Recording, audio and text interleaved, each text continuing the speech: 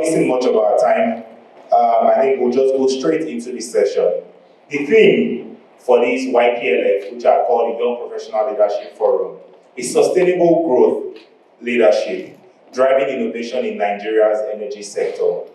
What NAPE YP executives normally do throughout the course of the year is we've had 3 different leadership forums. We've had 3 different ones in the first 3 quarters of the year, and the climax of that session is always at the YPLF here at the NAPE conference. For this session, I want us to go straight into the keynote address, and that will be given to us by our sponsor, FHN, First Hydrocarbon Nigeria. And and without wasting much of our time, allow me to call on the Managing Director of First Hydrocarbon Nigeria. But before I do that, I'll quickly just run through his profile.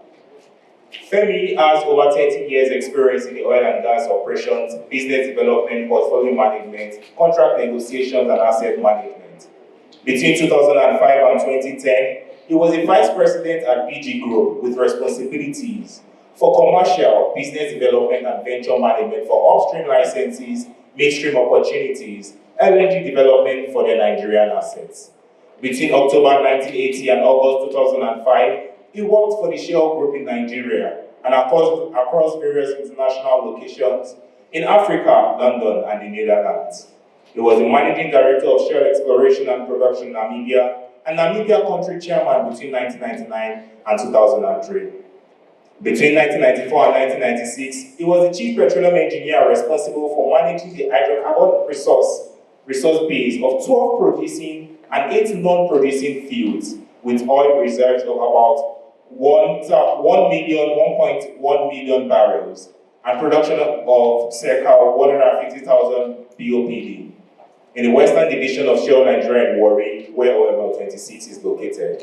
He holds a BSc in Chemical Engineering from the University of Ife, Nigeria, and an MSc in Engineering Production and Management from the University of Birmingham, UK, and a Certified Diploma in Accounting and Finance from the Association of Certified Accountants in the UK. Ladies and gentlemen, join me in welcoming the Managing Director of First Hydrocarbon Nigeria, Mr. Femi.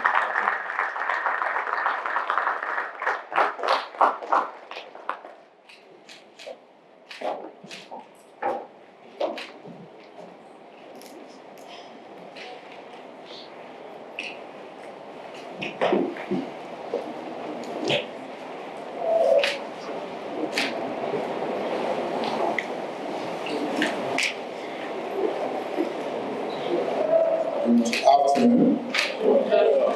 I thought the youths would outnumber the adults downstairs. Or have they decided to join the adults downstairs? Because I thought this is their own agenda. And I was expecting that there will be a lot more youths here. Because it's very important to sort of grow the team, so to say. And I'll tell you, I'll much rather be here than downstairs. And the reason why I say that is, for some of us, I think it's about time we start handing over things to the youths. Because, as they always say, the youth are the future. And if you don't hand over things to them, then I think everybody is in trouble. I'm sure you agree with me, okay? All right? So let me just go straight into it because we've wasted a lot of time. But I think I want to start by appreciating the leadership of NAPE for the opportunity to speak with young professionals who, like I mentioned, are the future of our world and the industry. First Hydrocarbon Nigeria, FHN for short, is always proud to be associated with YPs. And that's why we are always happy to sponsor the YP events in the industry gatherings, like the NAPE annual international conference and exhibition, as well as the Society of Petroleum Engineers Conference. When they come to us to say, what do you want to sponsor? We said, where is the youth event? That is where we want to put our eggs and grow what we need to do to be able to provide the leaders of tomorrow in this industry. So the NAPE YP Leadership Forum, of course, is a wonderful platform as it's currently designed. The world and Nigeria in particular needs a new generation of leaders in every space. With the energy industry, which I have been involved for over 40 years, being a critical part. The industry is rapidly changing, and a new generation of leaders must emerge with innovative and sustainable ideas, not just to fulfill the energy needs of today, but to ensure that future generations have access to the right energy mix that does not further destroy the platform, the planet, and of course to be able to do this at affordable costs. For example, in Nigeria we have all the complaints about cost of energy. Petrol and diesel prices are astronomical, and if you fall within what they call the band A electricity prices, these have become too expensive for most people. These are all linked to the very high cost of production of oil and gas, historical underinvestment in finding new reserves, leading to declining production over the years. I'm quite excited about the NUPRC's initiative to increase oil production by 1 million barrels per day. Achieving this will require lots of innovation from new and existing players in the industry and opportunities for our young professionals to contribute their skills and provide leadership to achieving these goals.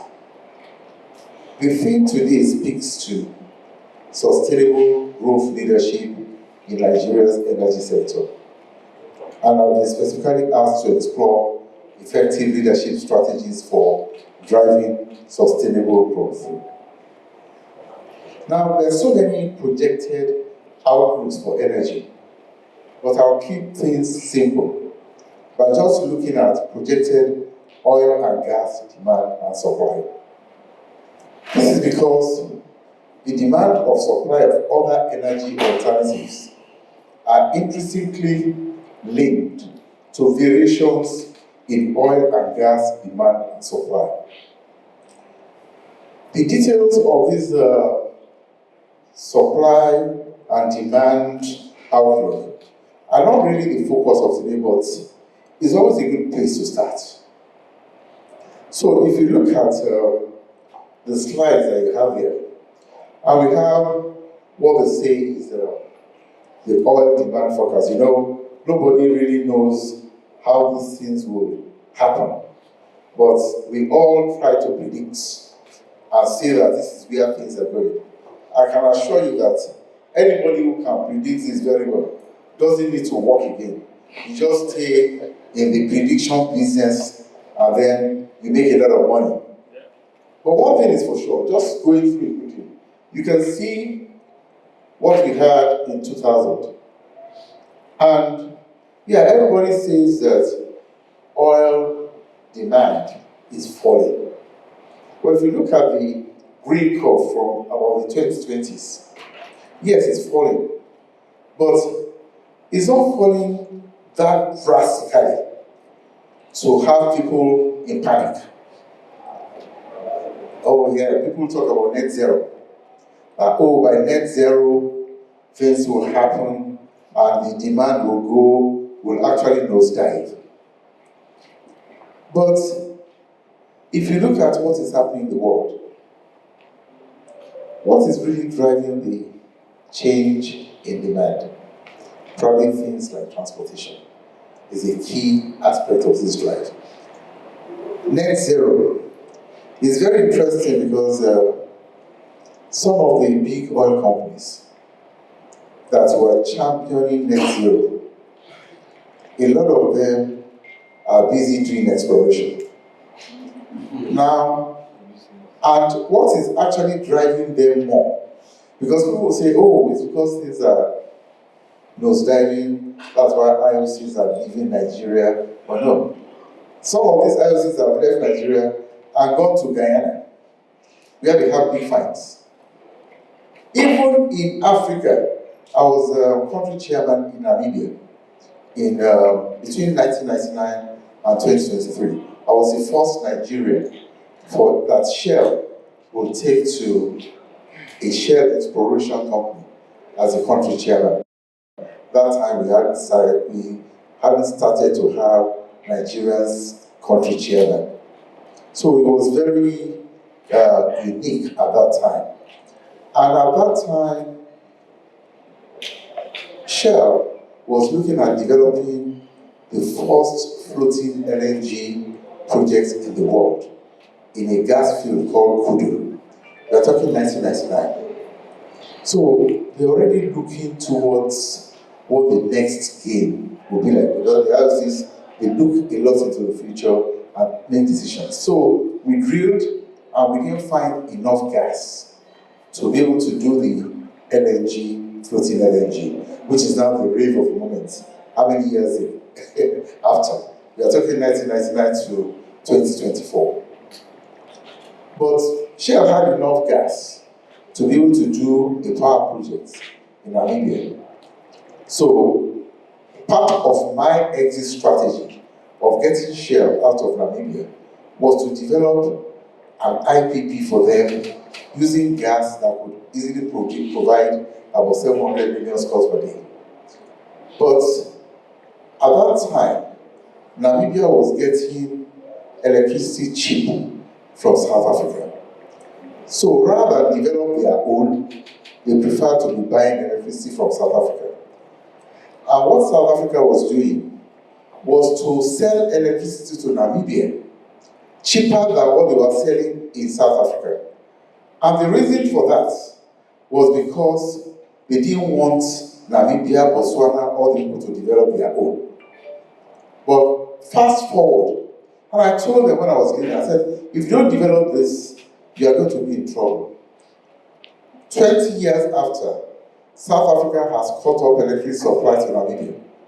Namibia is having brownouts, which they never had before, and they are still struggling to develop the Kudu gas field for the power projects.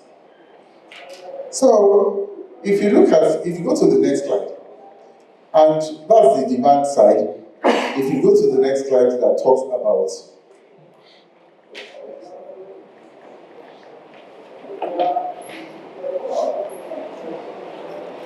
in terms of supplies,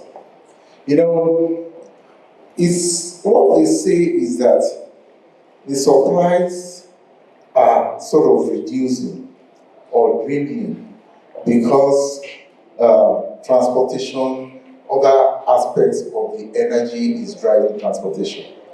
But if you look at things generally, the demand is being reduced in the non-OPEC countries. The OPEC countries are still benefiting from high demand.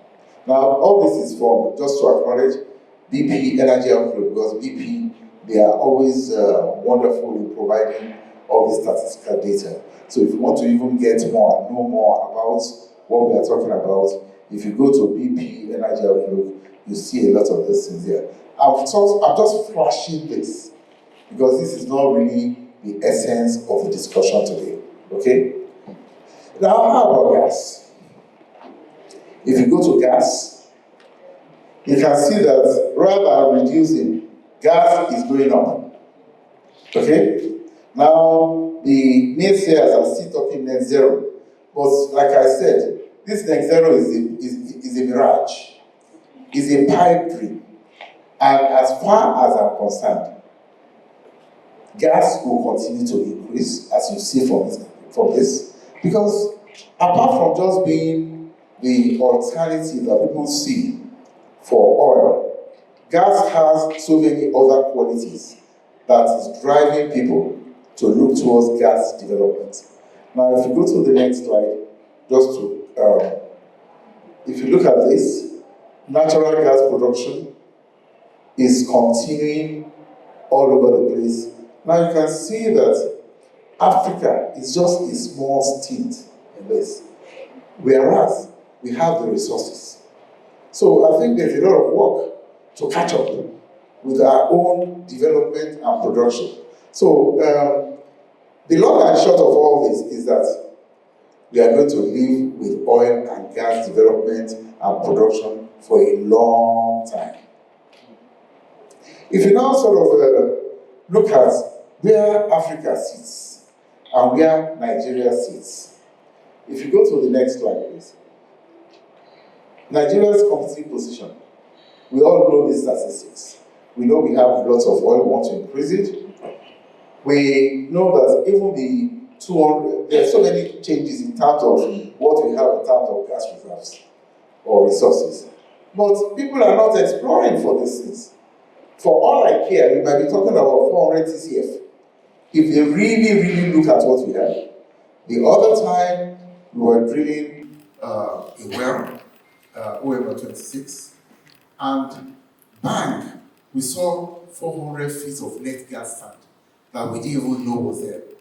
As a young petroleum engineer in Shell, if you drill for oil and you found gas, wow, it was a disaster. In fact, it will be like the well has failed. So there's so many wells that are capped because they just found this gas, so they just leave it. Not to talk of if you start looking at drilling deeper. The other day, I think it was some few years ago, I think it was Polo. You can be sure that that number will be high up in the hierarchy of gas. Next slide, please. Now, when you talk about Africa, now this is dated because all these 30% oil reserves, 32% gas reserves, and all those things. To be honest, things are happening. We all know that there are big finds in a place like Namibia. After I exited Shell in 2003, they are back in there. And they have just found some kind of mouth-watering reserves of oil that is almost unbelievable. So they are back in there. Shell is there, Total is there, Chevron, who went in there first and developed and discovered Kudu, they are all back there. So people are seeing big finds and things are booming. So I'm sure by the time they start developing the Namibia resources, there'll be a lot more in other places. Mozambique, we heard the other day, Sasol discovered a huge gas find in Mozambique. So things are happening. So I think the long and short is that Nigeria, we have abundant resources, oil and gas. And if we don't harness this and start working hard, all other countries will overtake us. If you look at the whole of West Africa, Senegal, Ivory Coast, everybody is developing oil and gas. So if we are not careful, we'll be sort of left behind in this whole search. Now, Nigeria's vast natural resources have not been the cornerstone of our economy. However, as the sector evolves, there's an increasing need to maximize these resources responsibly. For young professionals entering the field, the focus should be on adopting sustainable practices that not only boost efficiency but also safeguard the environment. By thinking long-term, they contribute to an industry that drives Nigeria's growth while preserving its natural heritage for future generations. But we all know that it's not easy here. In fact, there's no business that is easy. And the oil and gas business too is tough. The Nigerian energy sector is shaped by unique challenges, from price fluctuations to infrastructure and security issues. Resilient leaders inspire their teams to approach these challenges as opportunities to innovate and improve. For young professionals, resilience is a key trait that allows them to adapt to an evolving industry, which this is in our country. Even though we've been at it for many, many years, many, many decades, things are still unraveling, okay? By cultivating a problem-solving mindset, the young professionals will be well equipped to navigate the complexities of Nigeria's energy landscape and contribute meaningfully to its progress. If you go to the next slide, you see the industry aspirations by 2030. We are supposed to grow our reserves to 40 million barrels, crude oil production to increase it to 4 million barrels a day, increase gas supply to power from 1 to 10 BCF per day. All sorts of things, increase LNG capacity, gas supply to gas-based industries, crude refinery. Everything is supposed to go, and of course, we always try and be correct politically as well. I would say zero gas flaring by 2020. That one is achievable because it's not the net zero that we're talking about. It is zero gas flaring because we are wasting resources like flaring. So this is very, very important. If you go to the next slide. Now, I won't talk too much about this, just basically saying the ideal picture of where Nigeria wants to be. I've mentioned the crude oil, 40 billion barrels production, and all these things. So you can just look at it, I won't dwell further into it. Now, this is a serious ambition to grow the oil and gas industry in Nigeria, and the government and the regulators are striving hard to make this happen. Now, before we go into the indigenous companies' contribution, you know, we keep on talking about technology. Everybody hears about technology. In today's energy sector, technology is not a luxury. It is a necessity. From artificial intelligence to predictive data analytics, these tools have been driving operational efficiency and reducing environmental impact. By embracing digital solutions, Nigerian companies can remain competitive on a global scale. For young professionals, this means stepping into a sector where technological fluency is key to advancing in their careers and shaping an industry that meets today's challenges with tomorrow's solution. They talk about sustainable growth as well. With the growing focus on sustainability, today's leaders must balance short-term profitability with long-term environmental and social responsibility. This commitment to sustainable growth builds trust with local communities and aligns with global standards. Young professionals should see sustainability as more than a goal. It's a fundamental approach that will underpin Nigeria's energy future. Leaders who prioritize sustainability set the example, ensuring that Nigeria's growth is responsible, resilient, and respected worldwide. There are situations where, outside the country, a lot of people don't even want to join the oil and gas business. They say, oh, it's a dirty business. So they refuse to even apply. But we know that there are all sorts of semantics going on. Some banks will even say that they are not lending money to oil and gas business again. But underneath, the IOCs are making supernormal profits. Profits that, the other day, Shell was saying that they made profit in 2003. The profit was higher than they've ever made in 150 years. Can you believe that? So they are happy. And they're just, because they have made so much money, they don't even need the banks. The banks need them. So they can fund anything they want to fund. So they are happily just taking things to the next level. And, for us, while the traditional path in Nigeria's energy sector often led to international oil companies. Today's landscape offers a much wide array of opportunities. We all know about the Petroleum Industry Act.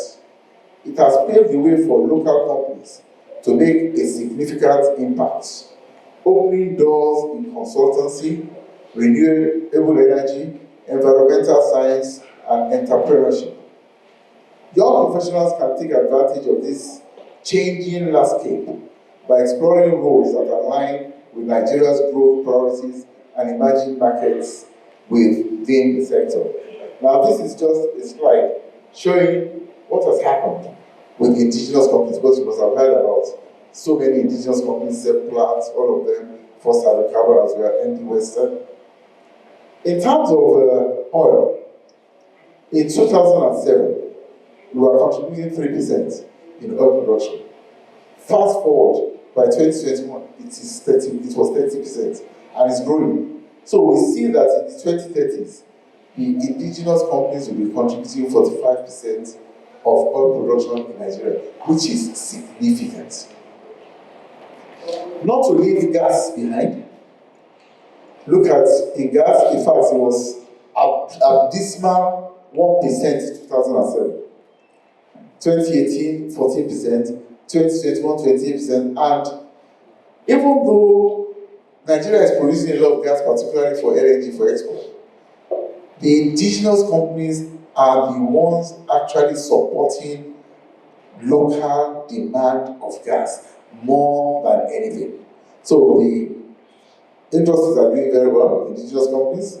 So the entrance of the indigenous companies in the Nigerian landscape represents a double-edged sword for the young professionals. Why do I say this?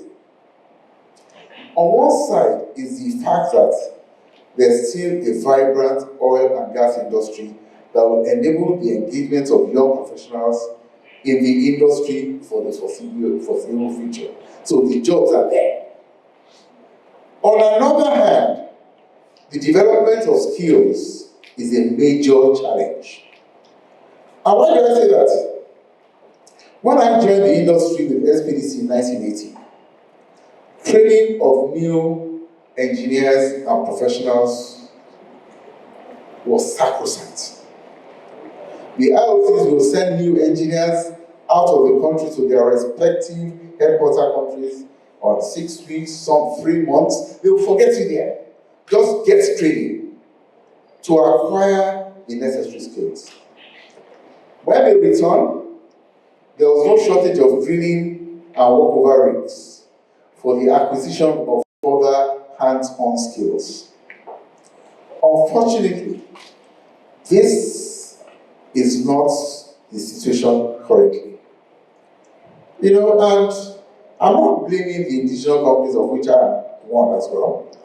But if you look at how things have been, the indigenous companies have had to borrow large sums of money in foreign currency to acquire these assets from the IOCs.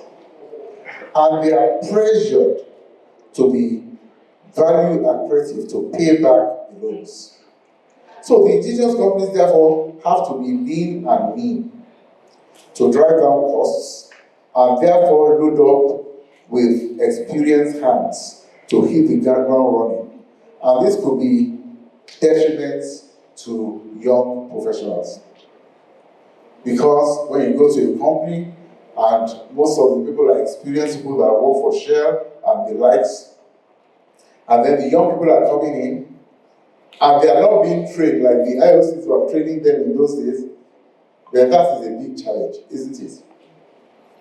However, it's not all gloom and doom, because some indigenous companies are being innovative with their training by engaging skilled consultants to come in country to train the young professionals. For instance, in OML 26 AV, FHN has encouraged the training of about 17 staff through an intensive 5-week upstream development and operations course in Lagos. And it spans through geology and formation evaluation, reservoir and well performance, drilling, completion, workovers and well integrity, and processing oil, gas, and water and surface facilities. So taking you through the whole breadth of training within 5 weeks. So you have to leave your work and go there, and at least you're able to sort of get people to be trained. And I've sort of gone in there to see what's happening, and it's amazing. The engineers love it. The engineers are probably between 0 to 5 years, and they haven't had the kind of training that you have in the IOCs. So I think I want to encourage some of these other companies to do the same. And if possible, even extend it to probably platforms like YP and say, look, let's all come down and bring in these expatriates and give them 6 weeks training, and just even give it to the YP to train themselves, to train the young professionals, so that they are well versed. And then don't forget that there are too many rigs as well. And if there are people who are drilling, take them to the sites where drilling is happening, and let them see hands-on what's going on, because we don't have the number of drilling rigs like we used to have. So, like I said, it's not all lost for focused young professionals who are keen to learn in the emerging way the industry in Nigeria is developing. An opportunity that indigenous companies offer as well is the ability to be versatile and acquire varied experience across the oil and gas value chain, and especially in commercially oriented skills like economics, contracts, raising funds, which the IOCs in those days tend to carry out everything internationally, with little or no involvement of local staff. Now people are going to Zenith, they're going to the banks and discussing about raising money. And for young professionals who want to be versatile, they can actually be part of all this. Because if you join Shell as a reservoir engineer, they might keep you as a reservoir engineer for 12 years. And you won't even know what facilities or something like that, or a commercial, you are not even knowing what they're doing. But now, in a small company, anybody who is willing to learn, you can actually go and look at what some other departments are doing and use that to build your skills. And because of the need to be frugal, some indigenous companies, they operate across the various streams, upstream, midstream, and downstream, thereby providing forward and backward integration opportunities for staff. I've talked about the PIA, but it has reshaped the Nigeria's energy sector, enhancing transparency, increasing local participation, and attracting investments. This legislation is creating new opportunities across regulatory, operational, and community-focused roles, especially for young professionals looking to make an impact. Leaders who understand and navigate these regulations are in a position to drive change in their organizations, while young people can leverage the PIA structure to advance in roles that prioritize innovation, compliance, and sustainability within Nigeria's borders. Now, when we are talking of being responsible, carbon management is something that you can't run away from. As global awareness of carbon emissions grow, young professionals are increasingly focused on Nigeria's role in carbon management and environmental stewardship. While carbon trading may still be emerging here, the opportunities in carbon emissions reductions and offsetting are substantial. Leaders who advocate for responsible carbon management show that the energy sector can be an ally in environmental protection. For young talents, exploring carbon initiatives means contributing to a critical area of change within their careers and setting Nigeria on a path towards environmental accountability. We've heard of renewable energy in that space as well. Sources like solar and wind are increasingly relevant, but in Nigeria they serve best as complements to the existing oil and gas foundation. While renewables can diversify the energy mix and support localized energy needs, oil and gas remain central to Nigeria's economy and the energy security. Leaders who recognize renewables as a complementary option help shape a balanced approach that strengthens Nigeria's energy resilience. For young professionals, understanding this balance is key to making informed decisions that respect Nigeria's energy realities while exploring new technologies.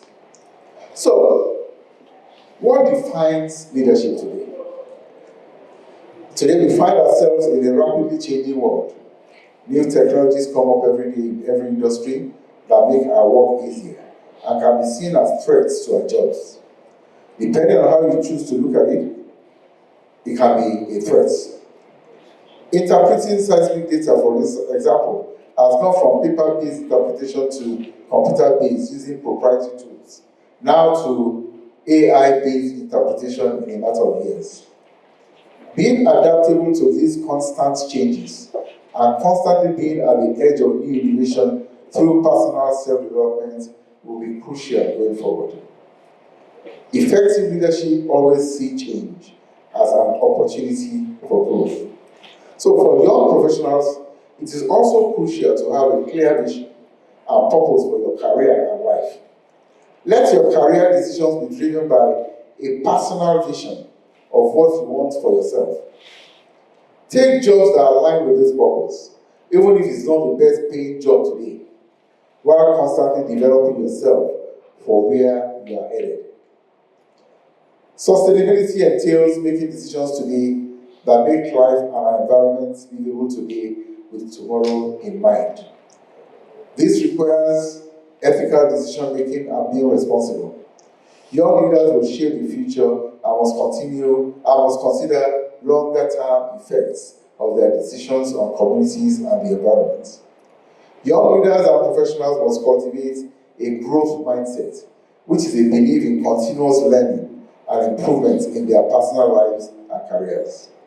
They must embrace failure and see it as an opportunity to learn, continuously seek feedback from colleagues and seniors, and set progressive goals for themselves. There's the matter of collaboration as well. Collaboration is more than just a strategy. It's an essential aspect of driving sustainable growth in Nigeria's energy sector. Partnerships with technology firms, academic institutions, and environmental organizations bring fresh perspectives and advanced solutions. The other day, I was invited to Federal University of Petroleum Resources, FOM. I didn't even know there's anything like that in this country. It's a university that's basically focused on petroleum resources. So you have geology and everything there. And it's a huge campus. You won't believe it. Just in the front near Warren there. And I was talking to the VC and some of the lecturers saying, how come you are here and the industry doesn't even know about you? Have you heard of IPPG? Have you sort of reached out to them to sponsor things, to do things, to build faculties? They have one small house that they say Shell donated to them for something. I said, is this all you can get from the LCs? I mean, it's hard. They're there and they're just in their cocoon and not reaching out to the industry. I mean, that shouldn't be happening. Yeah? So, leaders who build these partnerships enhance Nigeria's ability to tackle complex challenges, from data optimization to environmental impact reduction. For instance, that kind of university, that all the companies are around, they can give them consultancy, they can tell them to do research, and do things that are very critical to sustaining the oil industry in Nigeria. For young professionals, working in the network industry is an opportunity to learn from diverse perspectives and participate in collaborative innovation. The value of collaboration cannot be emphasized. The oil and gas value chain is designed for working collaboratively with professionals with different skill sets, working in the same team to achieve a common goal. You must learn to work effectively with colleagues in the industry and beyond. Build trust and respect to achieve your goals. We also must think and innovate with impact in mind. The industry, for example, is moving towards zero routine failure in all operations. This has led to a series of innovations in technology to utilize the previously flared gas and design process facilities with zero flare embedded. The impact of this is not just in providing gas for domestic and industrial users, but also eliminating negative environmental impact of gas flaring and using gas as a transition fuel, even in the current sustainability drive. Let me sound a note of warning to young professionals. There will sometimes be setback in your journey. The ability to be resilient will allow you to navigate these setbacks and thrive in your career and life journey. You must be willing to pivot and quick to respond to changes, as this is crucial in fast-paced environments like the energy industry. Leadership is not by job title or position. It starts now in your own little corner. It is a mindset, and it is shown by the actions you take. I call on the YPs in this room to think of something they can start doing to demonstrate leadership in your job, studies for the students, and life in general. Our world will be better for it. In Nigeria's evolving landscape, mentorship plays a vital role in preparing the next generation of leaders. Experienced professionals provide insights into the technical and strategic dimensions of the sector, helping young talents develop the skills and values necessary for impactful careers. Young professionals should view mentorship as an invaluable resource, one that not only accelerates their growth, but also instills the ethics and responsibility that will guide the future of Nigeria's energy sector. An opportunity for membership must be grabbed by both hands, by all young professionals. As an American proverb says, a wise man learns by the experience of others. An ordinary man learns by his own experience. A fool learns by nobody's experience. Just for completeness, I will also end with the Yoruba proverb that says, the eye that will be useful to its owner does not start discharging in the morning. This means that the success of the venture requires early planning and preparedness. Now, you see this picture here? The blue is how the indigenous companies have gone into the landscape of Nigeria. Look at 2013, before the divestment, you hardly see any blue. Look at where we are in 2021. Blue is all over the place, particularly on the offshore. On this note, let me say thank you once again to NAPE for this wonderful opportunity to provide a keynote address for this NAPE YP Leadership Forum. It also gives me great pleasure to announce that as FHM, we'll be happy to continue to sponsor this event in future conferences. Thank you all for your attention. God bless you. Please keep the applause going. Keep the applause going. Every the please still remain on the stage. Thank you very much, Mr. Femi Pajawan, the Managing Director of First Hydrocarbon Nigeria. Please another round of applause for him.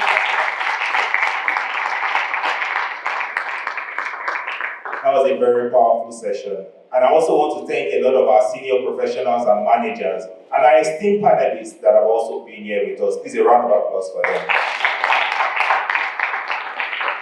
And as the MD has said during his presentation, it would have been nicer to see more people in this room.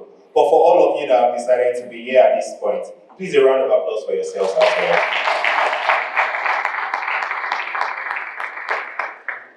Our time is fast spent. I really liked the comforting words of the keynote speaker today, particularly when he said he would prefer to be here than to be downstairs. I mean, that is really comforting for us here at YP, particularly under the leadership of Flora and UCOB. Thank you very much, sir, for your words. And for the presentation, thank you so much for taking us through the oil demands. And then, very comforting words, you've given us so much hope. You've given us so much hope by letting us know the position of Nigeria, particularly when you made reference to our 9th position in the world in terms of our gas reserves. And particularly with the projection that up till sometime around 2030, we'll have more indigenous players contributing about 45% of hydrocarbon in the country. And for me, living here is that you have also charged a lot of young professionals here today that we should be well equipped and resilient, and taking failure as an opportunity to learn. Please, a round of applause again for our youth. And because we do not have time is fast spent, we'll just take 2 questions before we go into our panelist session. So I see one hand here. Okay, 2. So we'll take the 2 questions together so that our keynote speaker can respond to them, and then we'll go straight into the panelist session. Your name, your affiliation. You can come forward so we can save some time. Just come forward. Your name, your affiliation, and then straight to the question. Good day, everyone. My name is Onyechi Ogini. I'm a student of the Federal University of Petroleum Resources, Delta State. Sir, you mentioned something about young leaders and also students who want to get into the energy sector. My question is, what are the skills that are critical for future energy leaders? Let's take second question as well so that you'll be responded to at once. Thank you very much. I'm Arela Joshua, a graduate from Federal University of Technology, Akure. My question is an inquisitive one, because, of course, like she asked, I've learned some skills like programming, machine learning, neural network, and stuff, and lots of projects. And now I'm facing I can't say I'm facing the market. Where is the market? You know, like exactly like this last night, that was what prompted the question. I can see the blue are spreading. Where am I? And where are they spreading somewhere, or am I more hiding, or are they spreading other places? So where are they so they hide? Now, let me answer the second question first. That blue is for real. But what you shouldn't forget is that the blue is mostly onshore, right? The challenges that most of the IOCs had, what made them to leave onshore is because of communities. There was a time that Forcados flow station was shut down for 2 years because of community unrests in Forcados. So there was no production, you couldn't lift anything. The IOCs got fed up. And they started making their plan then. You know, when they made plan, they have long-range strategy. So at that time, they knew that they dare not stay in this place. But the production onshore probably is just about 30% of the production of Nigeria. There's a lot of shallow water offshore, and there are a lot of deep water offshore, places where they don't have communities. So the IOCs prefer that. So now, fast forward, the indigenous companies have taken over. And one of the issues that we have is still with communities. I'll tell you, for example, in FHM, we have a flow station. Most of the people who are working there are community staff, because it is in their community, and if you are from the community and you go to the community, probably you might have position to sort of say, I'm from the community, I want to be part of this. But it's becoming something that we are seeing a lot. And don't forget what I said as well. And that's probably leaning into the skills that the lady asked about. What skills do I need? First of all, you can't compromise finishing your studies like the gentleman from Fruta said. And you are Fupre, isn't it? In Efronville. That was where I said I came to. And I was surprised that the university is not even reaching out to the industry. Everything is so closely there. A lot of my colleagues followed me because they were giving me an award. and everybody was shocked that there's something like this here. So the universities too have to reach out. Most of the research that is done in the industry outside the country are funded by IOCs. So there's no reason why we can't fund research here as well. They have to sort of scope the research topic properly and let people know that they are available to do the work. The university professors as well, rather than everybody is a professor without papers, they have to show that they are ready to do it to real research. If they need equipment, ask the companies to provide equipment, and I'm sure they'll do it. And then, by the time you are doing that, the students will see that research is being done, and there will be a lot more students, many more students doing masters and PhDs. So that will provide additional work for them. And then, after finishing and graduating, I think the thing is that people should try and acquire some of these skills that are not available now, that used to be available in those days. Like I said, even for this YFP, if probably some companies can come together, and you guys, if you go downstairs, all the companies are there. I was asking the membership of NAPE, and NAPE is way bigger than SPE. That NAPE has been there for a long time. So all these companies, all the people getting awards and return and doors and go, tell them that look, we need to be trained further because the rigs are not there, the drilling is not there, what they used to use to train people is not there. Let's come together and let's do the kind of thing that FHN has done with about 17 students. You can have hundreds, you can have 3 or 4 modules every year, training young professionals, so that by the time you are trained, even the companies who want to employ you will say, this person is not just a green home. This person knows a little bit about drilling. Where did you learn it? You'll be surprised. In those days, in our universities, even when people didn't have computers, but you'll be surprised that some graduates of our universities here, they go abroad and they're excelling. Whereas they learned about computer by telling them that there's something called mouse. If you move the mouse here, you connect something. That's all they knew. But by the time they get there, they use the knowledge they have into practical, and they are all excelling. There are Nigerians who are doing so well abroad. So, but finally, don't rest on your oars by just saying, I graduated as a petroleum engineer.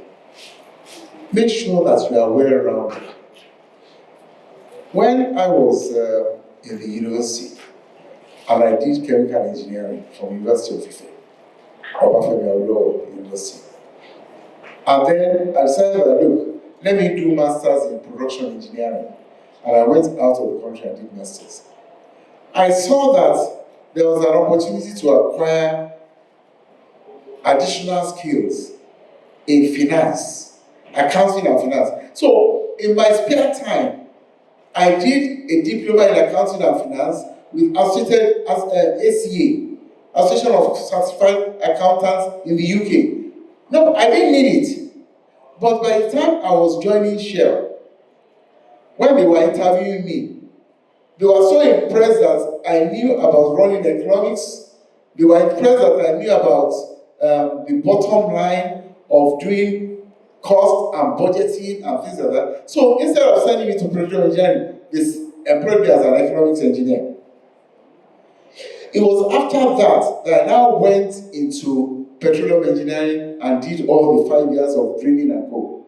But people saw that being able to account for the bottom line, in other words, you are an engineer and you are a finance person, it helped me in my own career. So right now, with the indigenous companies that they don't have people who are in all the departments, imagine as a young engineer you come in, I say that, oh, I'm a petroleum engineer. Oh, don't worry, I'll run economics of the wells as well that we are drilling. I'll run the economics, I'll be able to tell you whether the well is profitable or not. They will look at you and say, where did this person come from? And you just dust the other engineers who don't know how to acquire some of these other things. Things like contract negotiation, commercial skills. If you're an engineer and you are versatile, I can assure you that you won't have to look far to get a job in some of these indigenous companies. So as things begin to open up, I think we should try and see how to broaden our own skills as well and be versatile. I hope that answers your question. All right. Thank you so much, sir. You need to broaden your knowledge. All right. Time is fast spent. I would have really loved us to take more questions, but if you have questions, please note them down. You'll be called on after the panelist session. So to moderate the panelist session, allow me to introduce, I wouldn't be doing this, I would pass the mic, allow me to introduce a subsurface technical sales, D&I Nigeria and West Africa, SLB, the delectable Joy Gabriel. Thank you, Sharon, and good afternoon, everyone. I am a geoscientist by background, right? But I'm currently the subsurface technical sales. So I basically cover the geoscience business for clients within Nigeria and West Africa. Right? So before I start, how are we feeling, Wakis? So far, so good. Did we enjoy the keynote address? Okay, so I'm sure we'll enjoy the panel session even more, right? So I will call up the guests that we have, the panelists that we have for the session, right? So I'll give a few words about them before I call them up to the stage, right? So I'll crave your indulgence for a round of applause after I'm done, right? So we already have Mr. Femi on the stage. It's an honor to have you on the panel today, sir. Thank you. The next person I'd like to call up to the stage is Mr. Prince Abango. Prince Abango is the Global Business Development and Digital Solutions Manager for SLB. He's also a principal petrophysicist and has been in the industry for 2 decades. He has worked in many countries across Africa and Europe.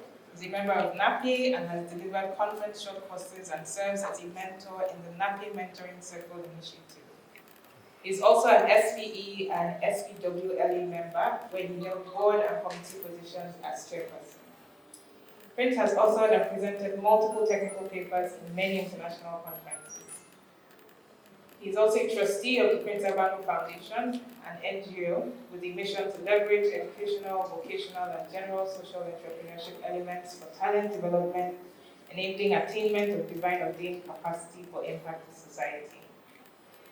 His academic qualifications include a postgraduate certificate in SLP Product Management Program from the University of California, a postgraduate certificate in Global Energy Leadership Program from Rice University, a postgraduate diploma in petroleum engineering from Heriot-Watt University, and a Bachelor of Science in Geology from the University of Alabama.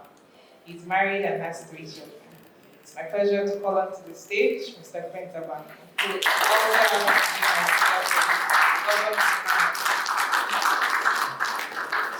A round of applause, please. All right, the next person I'm calling to the stage is Mrs. Eudora. Eudora is a thought leader in the energy ecosystem with over 16 years experience in the upstream sector. She's currently the business opportunity manager, leading the onshore exploration strategy to grow feed gas for Shell Nigeria in the mid to long term. In this role, Eudora leads the early integration of the end-to-end value delivery of prospective resources and the effective management of portfolio risks with consistent stakeholder engagements. She leverages on the experience she has garnered from field development planning, reserves estimation, and the drilling of over 25 onshore and shallow water wells in Nigeria and the Middle East to deliver on the remit of her current role.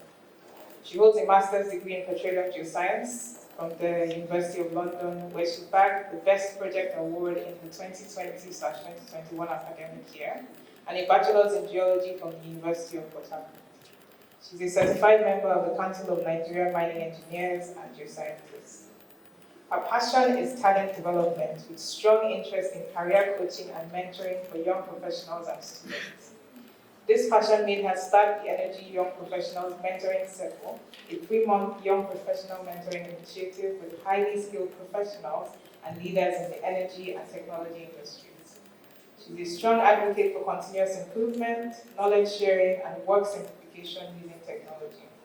She volunteers on various platforms, including recommending the latest technological advancements in seismic for the Journal of Petroleum Technology. She loves traveling with family, networking, and strategic planning. Please, a round of applause for Mrs. Eva.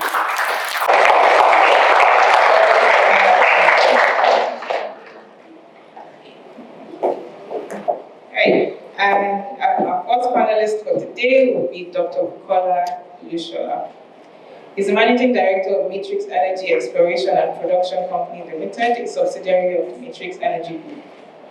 His practical leadership experience covers about 2 decades, and he has previously worked in different technical and managerial capacities for various organizations, including New Cross Petroleum Limited, New Cross Exploration and Production Limited, Baker Hughes, Statoil Canada, University of Calgary, DeGolia, and McNaughton Canada Limited.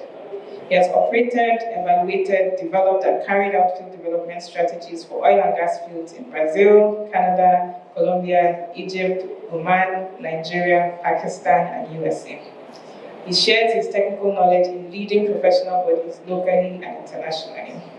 He holds a Bachelor of Engineering degree in Petroleum Engineering from the University of Benin, Nigeria, and a Master of Science and Doctor of Philosophy degree in Petroleum Engineering from the University of Calgary, Canada. He is a Fellow of the Nigerian Institution of Petroleum Engineers and a registered professional engineer with the Association of Professional Engineers and Geoscientists of Alberta, Canada. He's also a member of the Nigerian Society of Engineers and the Chartered Institute of Directors, Nigeria. Please a round of applause as I welcome you.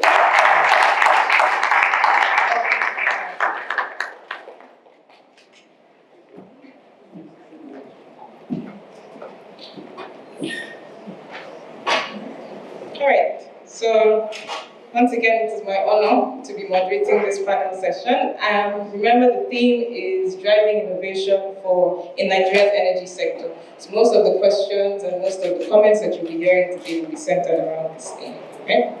So I will start. Thank you. I will start by asking my first question to Mr. Prince. Right? The first question says, what emerging technologies have the potential to revolutionize the Nigerian energy sector? I'll repeat the question again. Yeah? What emerging technologies have the potential to revolutionize the Nigerian energy sector? Okay, no, thank you, Joy, and of course, thanks to NAPE for the opportunity to be part of engaging with young professionals, and of course, thanks to Mr. Bajomo as well for setting a fantastic keynote. In the understanding that our time is fast spent, I will just try to go really straight to the point. And there are lots of emerging technologies, but the question is, what is relevant for Nigeria? Because there are lots of technologies out there. During the keynote, Mr. Bajomo made a point and reference to the fact that we have lots of renewables. There's solar, there's wind. But if you look today, how much does that really impact on what we have in country as far as energy is concerned? We need to look inward, and where is our most dominant resource? We have renewables, absolutely. Gas is super important, which what is missing is that enabling technology to harness all the outputs that we can get out of gas. So if we look at emerging technologies today, there are lots of them, but I will just zero into the fact that if we go from renewables, solar, wind, maybe what is missing is really the energy storage systems, right? Because they are intermittent.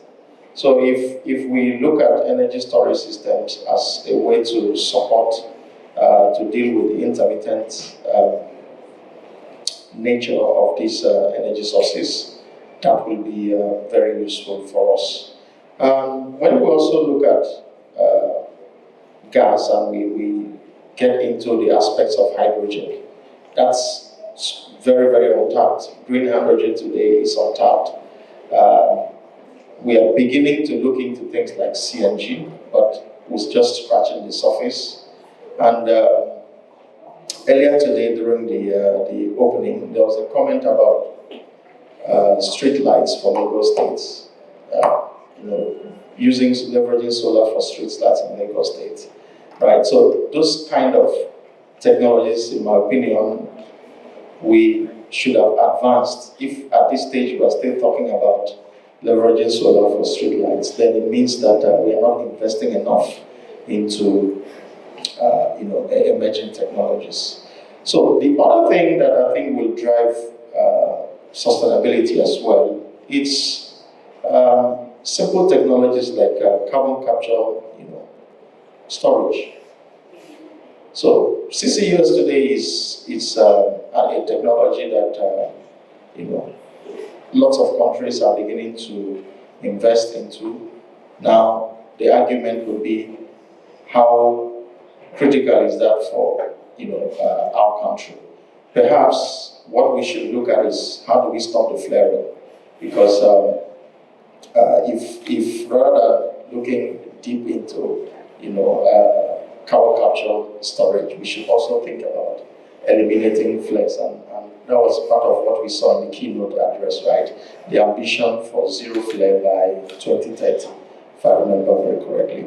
So, but I think where we have quick wins will be on the use of digital technologies, which today I listened very quickly to the luncheon where the CEO of this company now, InterSwitch, was talking about different digital technologies that are there today. For example, we talk about our trucks that operate in the downstream, which is one of the examples he shared.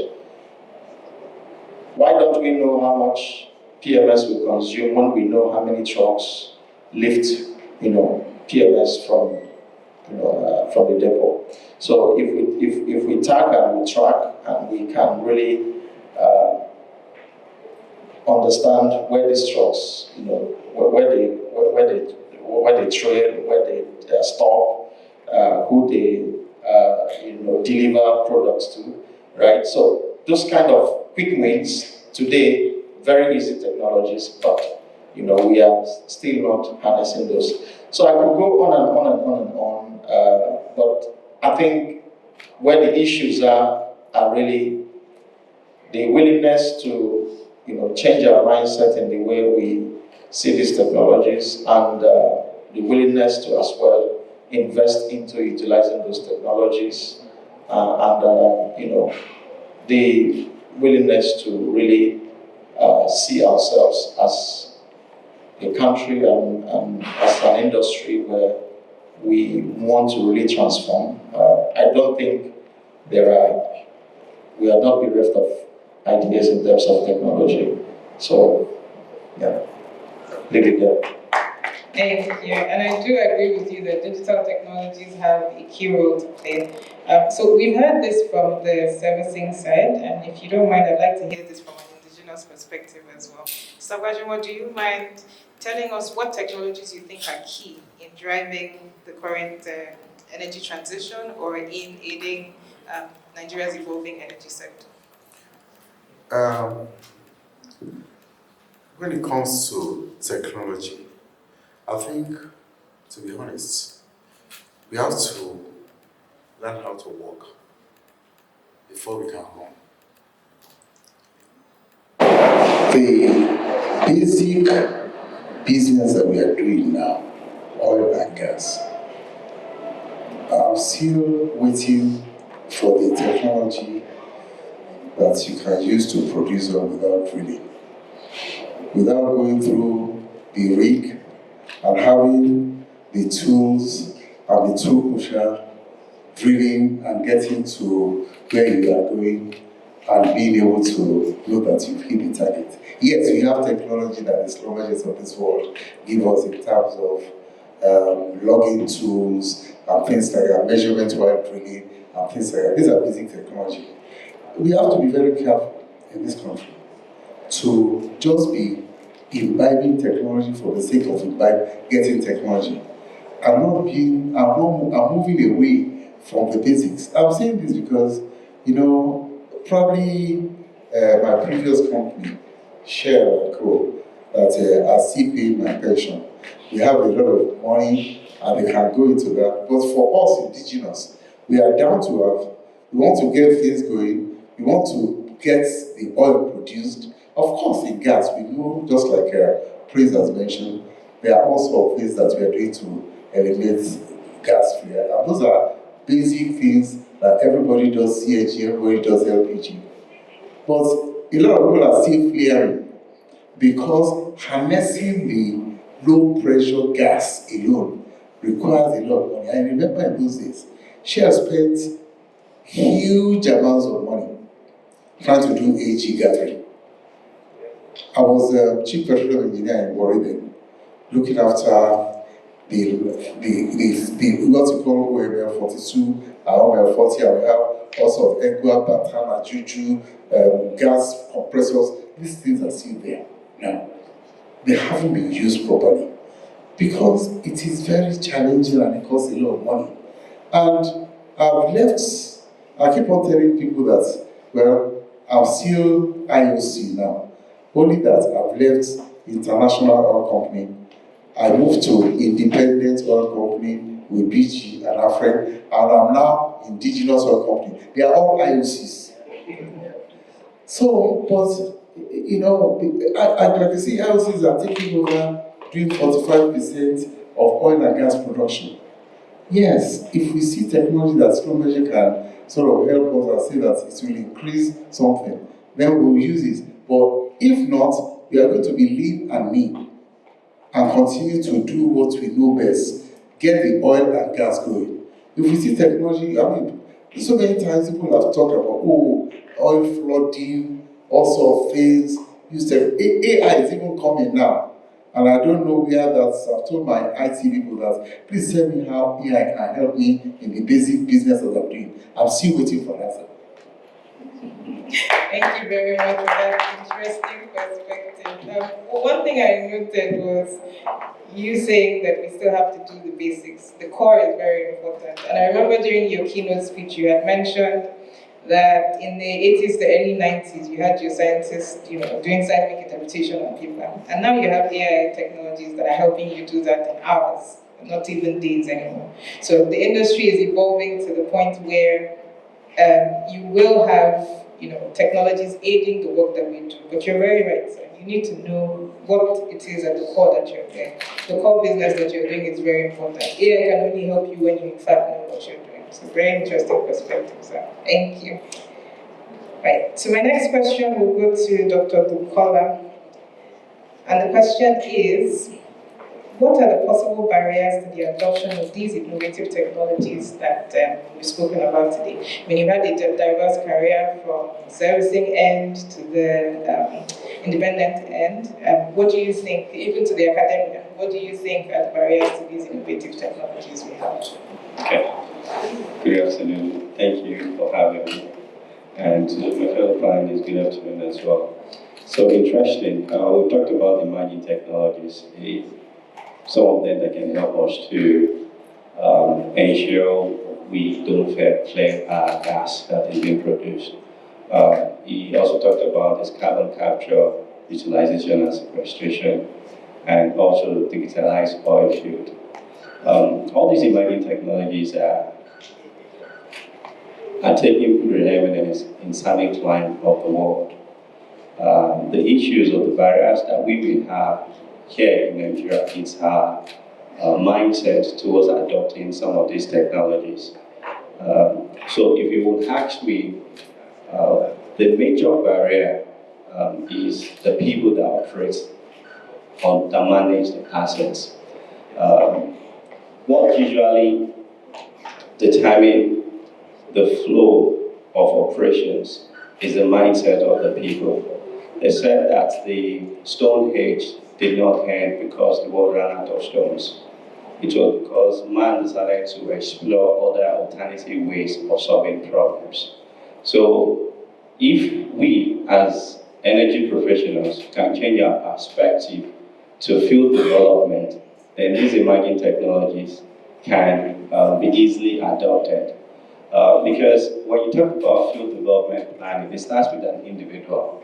It starts with an individual, then a team, before it even cascades to the leadership team or the vision of the business. So, in your own development plan, what is your plan to responsibly develop these assets?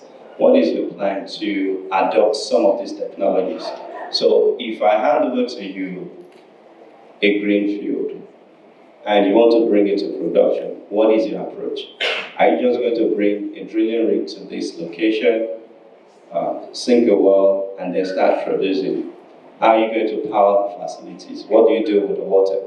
If your design philosophy does not consider the people, does not consider the planet or the environment, or also how you maximize profits, then it becomes difficult for you to adopt emerging technologies.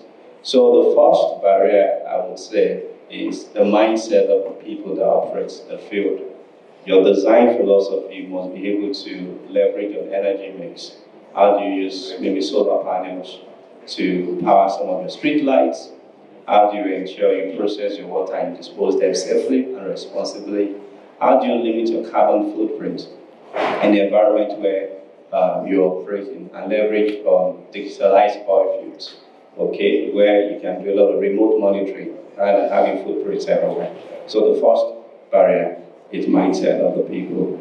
The second one I would say is funds, availability of funds.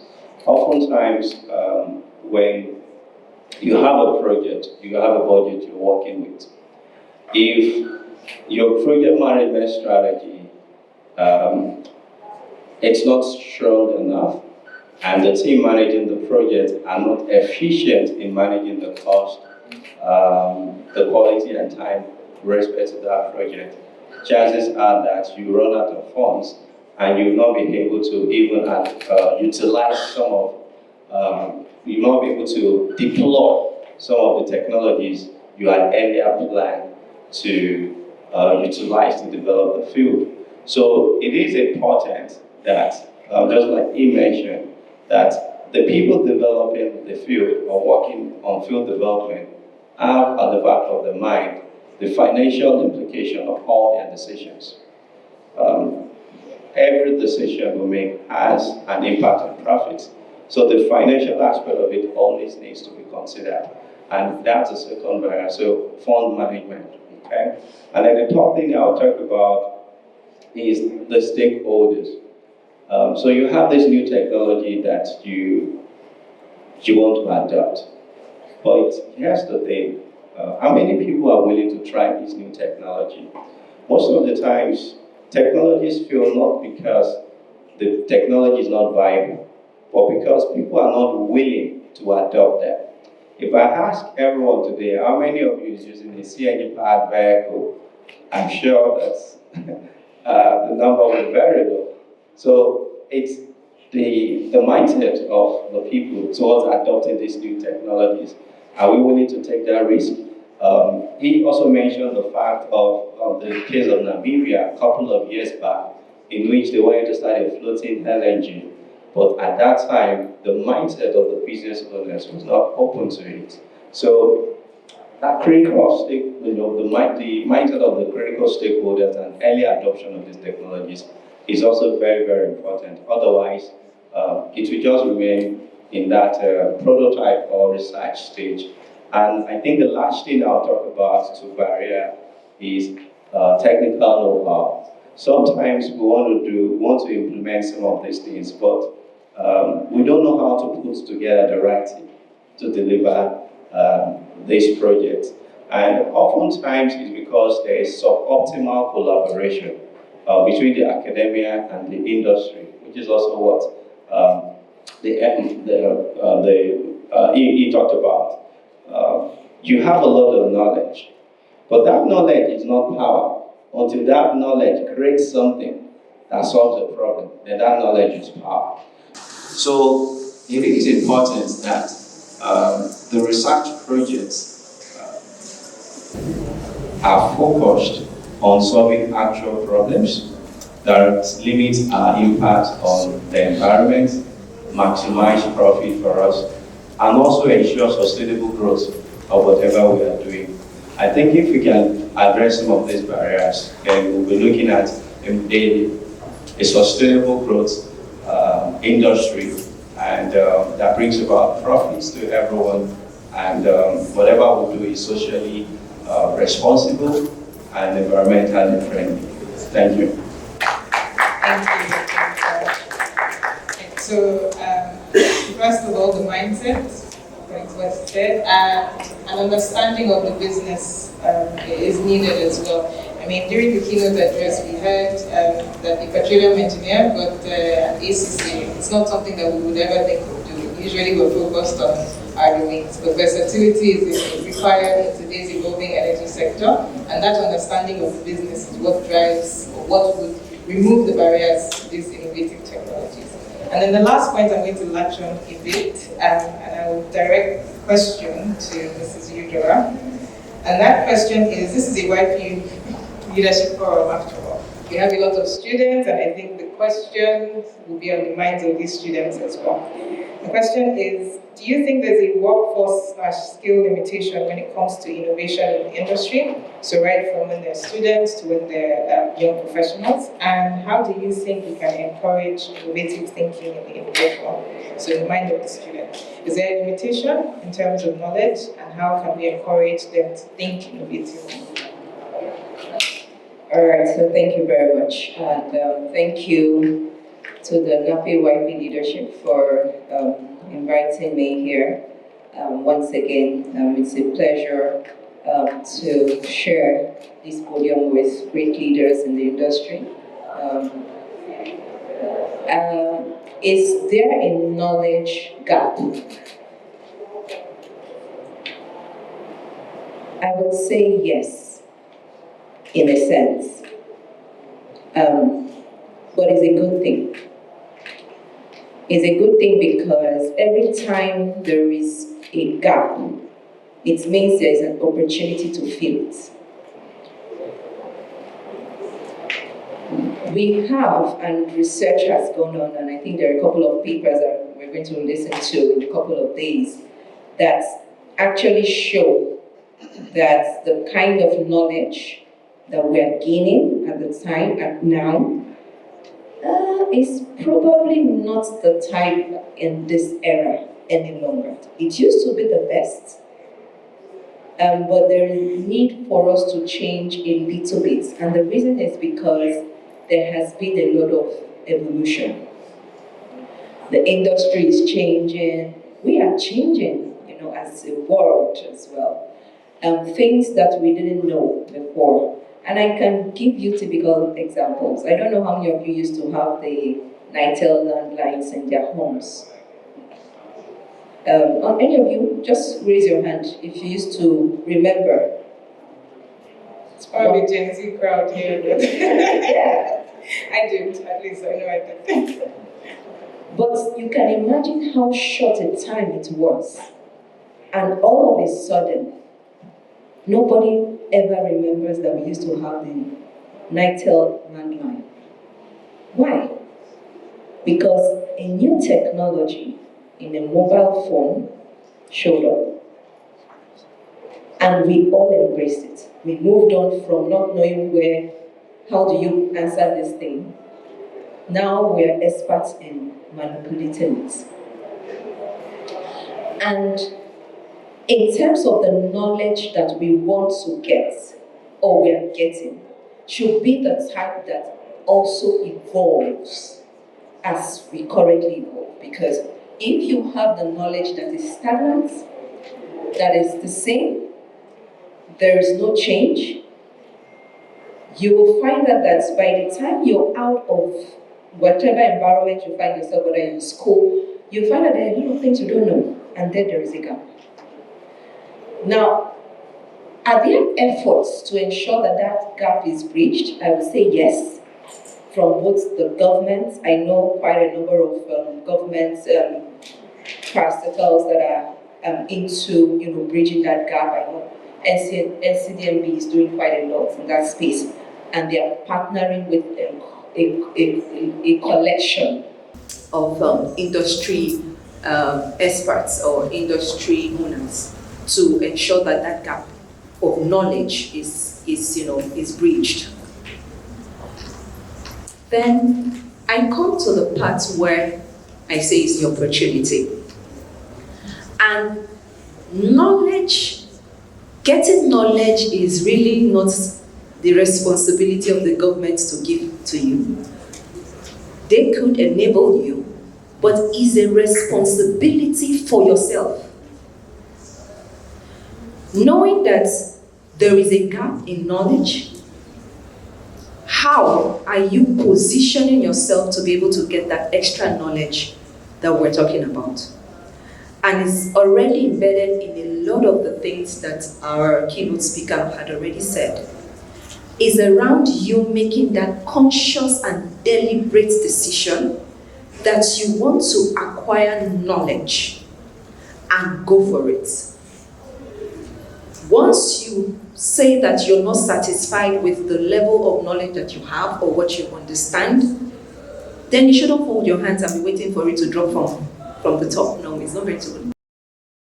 You have to ensure that you go seek that knowledge, and there are several platforms.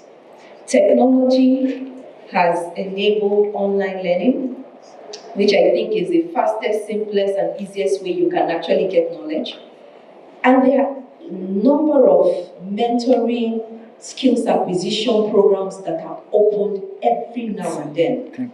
And it's on you to ensure that you're going to get that knowledge for you to be able to build it up. And once you're able to do that, then you can be rest assured that the sky is only your starting point. Thank you.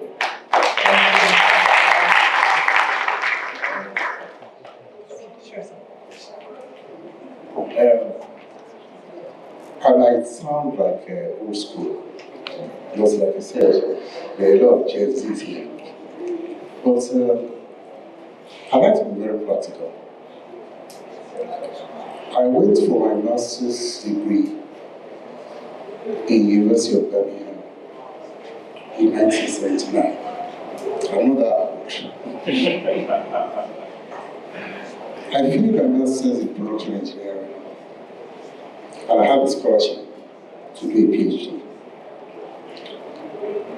I started my PhD in University of Birmingham, and my whole scope of research was on computer-aided machine and design.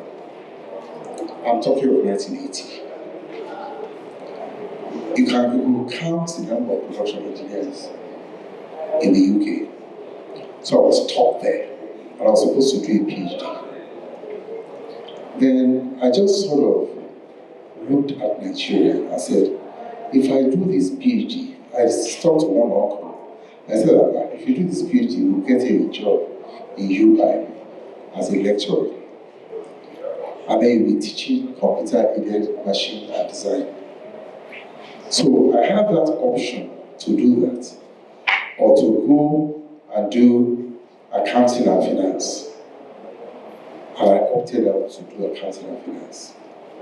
My parents were mad that you had the scholarship for 3 years to do a PhD.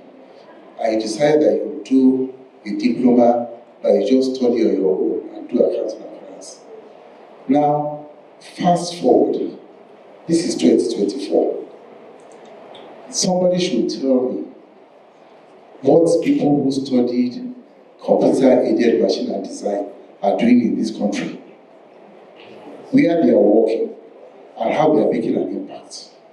So all I'm saying is that you need wisdom in going for technology.